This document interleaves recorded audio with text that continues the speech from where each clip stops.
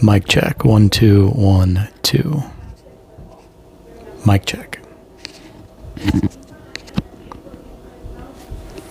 Watch out. Give me the means of production. Oh shit. Guess what kind of love and beauty and critique and fire, but water and air and just cleansing delight I might share. A little grounding as well. Oh God. I want my community to breathe. We have so much pain and suffering due to the divisions and frictions among us.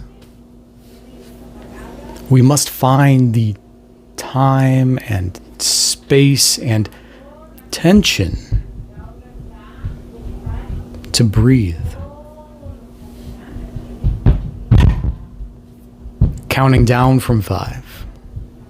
A breath with each mark. Dysregulate the lizard brain pattern, keeping us locked into paradigms of fear and distrust. I'm getting heavy Winona Ryder vibes from Stranger Things right now. Just, she channeled that shit. But that was like feral mother, protective, fear, blend energy. That lizard brain at work. Dysregulate it. Count back from 5. And in the breathing,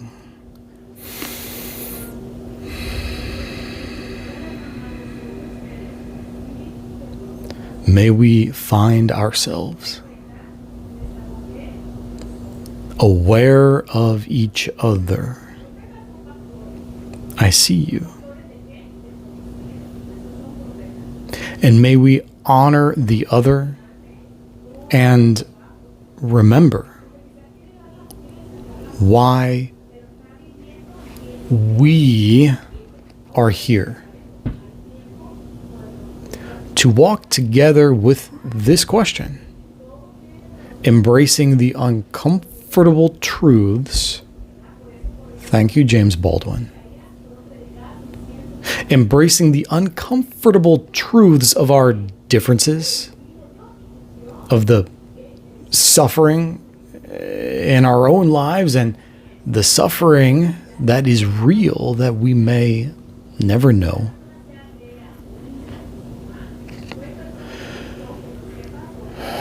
Five.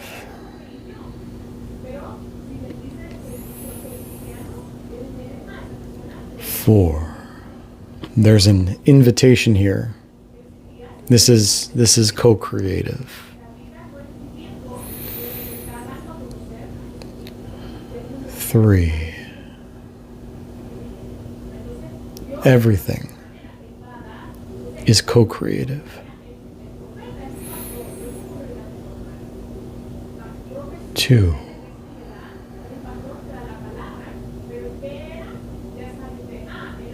I learned from Mel Robbins that just the counting down from 5, if you do nothing else, it already resets some of the narrative loops that you're stuck in. It activates a different part of your brain that just kind of says, "Oh, hold on there, lizard brain, just quiet down a sec. I got to think, get a little different perspective here for a minute while I count backwards."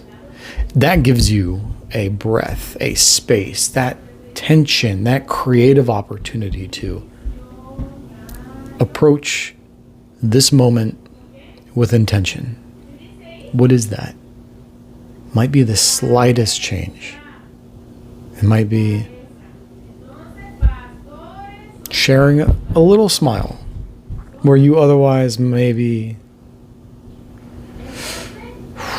were locked in on the whatever.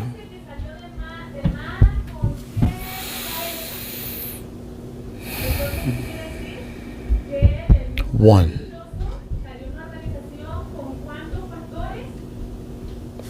Regulate.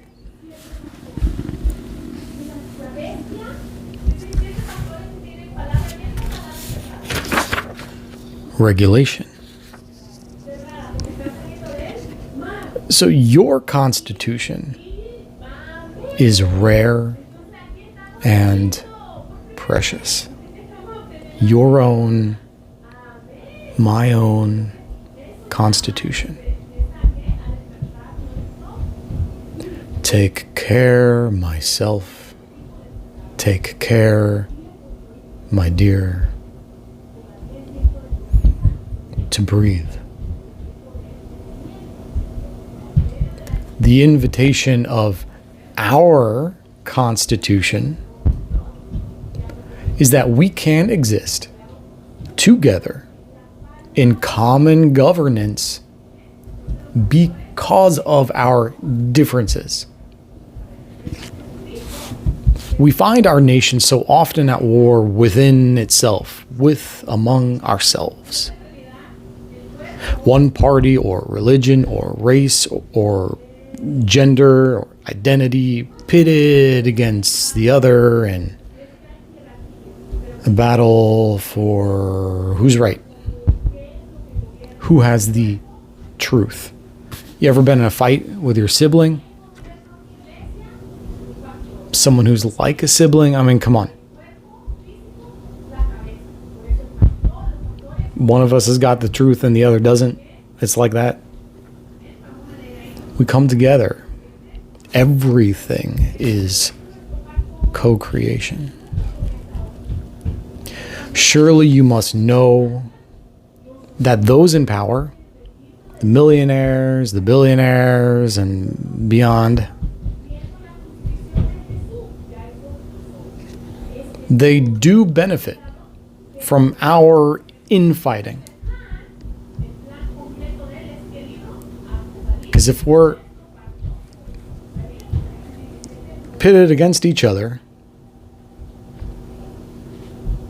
we're not interested in that moment in co-creating. That's that lizard brain saying, oh, this is the source of my problems and what's getting in the way of me and my immediate survival, and this thing needs to be, or this group of people need to be blah, blah, blah, blah, blah, blah.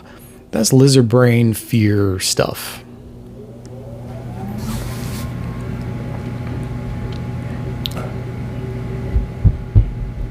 Working together, it takes work. It takes emotional work. It takes that space of breathing to say, well, hold on about these narratives.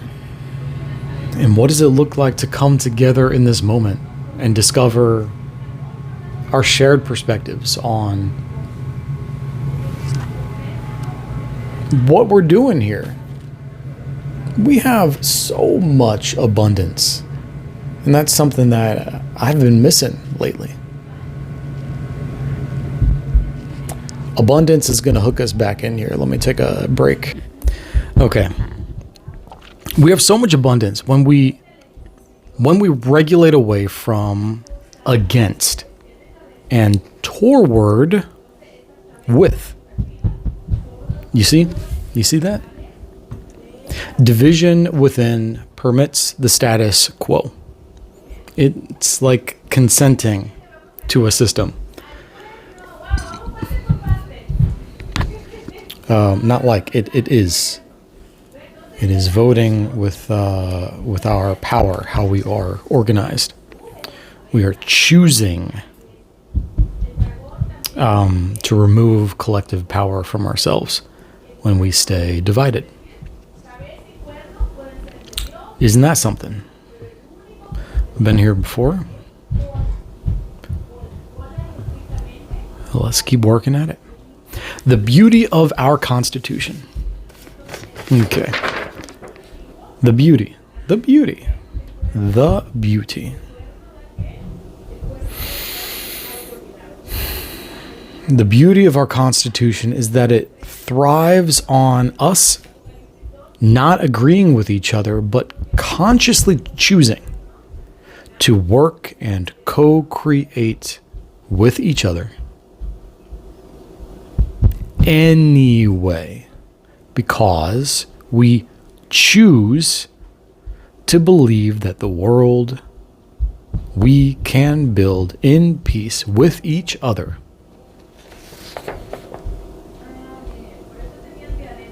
because we choose to believe that the world we can build in peace with each other will afford more liberty to the creative spirit of our kids, our grandkids, the next generations,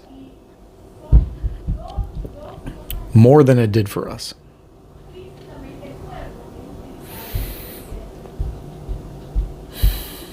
In breathing, we can step away from the obsessions and fears that we have allowed to grip our awareness, to then see the world around us with a vision that believes in a peaceful and more beautiful world together, shared with your family, your community, and those people you're frustrated with, and those people you have othered from yourself. They got something to bring. I'll tell you what, they probably have better food than you. Depends on who I'm talking about. You know, coming together around food, it's one of the best ways to bring people together. So may this be some kind of nourishment. That's the whole thing. What does it look like to be made whole? As an individual, I'm getting to that. I mean, that's for me, that's a work in progress forever. It always is. This is what makes the United States of America revolutionary. We coexist. We come together across seemingly impossible differences to choose labor with each other for the cause of a more perfect union. All right. Sounds great. So all we have to do is breathe, right? How can I expect my nation or my city or my neighborhood to do this conscious breath work, this ongoing check-in,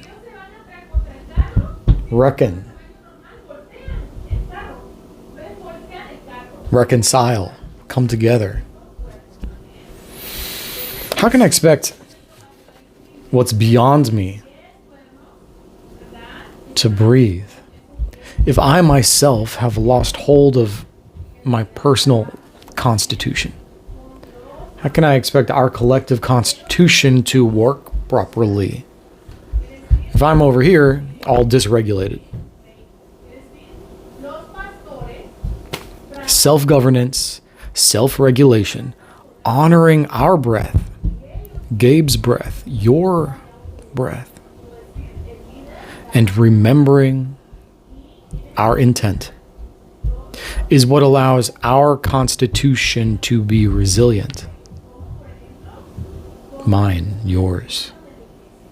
And so, as we self-govern, we open the way for the revolution I know you are hungry for.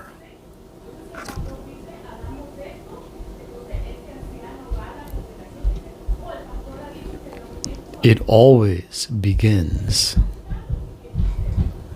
within.